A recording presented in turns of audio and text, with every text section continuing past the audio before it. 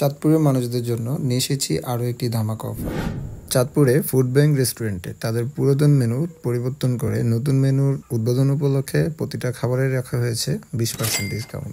এই ডিসকাউন্ট অফারটি চলমান থাকবে আগামী 10, 11, 12 অক্টোবর পর্যন্ত।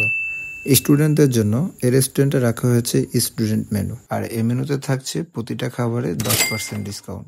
সকাল 11টা থেকে বিকেল 4টা পর্যন্ত এই রেস্টুরেন্টে স্টুডেন্টদের জন্য এই 4টি খাবার অ্যাভেলেবেল রয়েছে, আর এই 4টি খাবারই আপনি পাবেন 10% ডিসকাউন্ট সব সময়ের জন্য।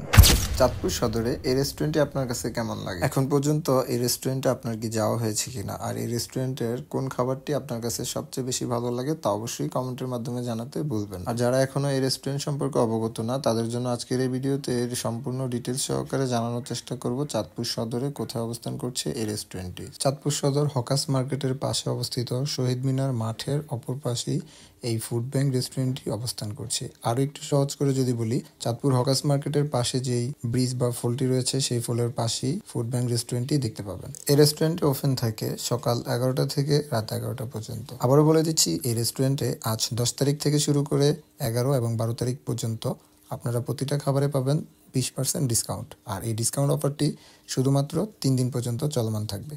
ওনাদের এই নতুন মেনু উদ্বোধন উপলক্ষেই আপনাদের প্রতিটা খাবারে রাখা হয়েছে 20% ডিসকাউন্ট।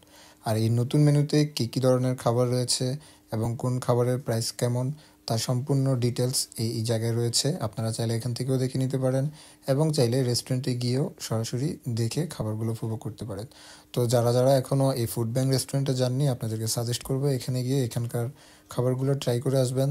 সো আজকে ভিডিওটা এখানেই শেষ করছি। ভিডিওটা যদি ভালো লাগে বেশি বেশি শেয়ার করে অন্যদের দেখার সুযোগ করে দিবেন। সবাই ভালো থাকবেন, সুস্থ থাকবেন। আল্লাহ হাফেজ। আপনাদের সাথে দেখা হবে আবারও নতুন কোনো ভিডিও নিয়ে। আসসালামু আলাইকুম।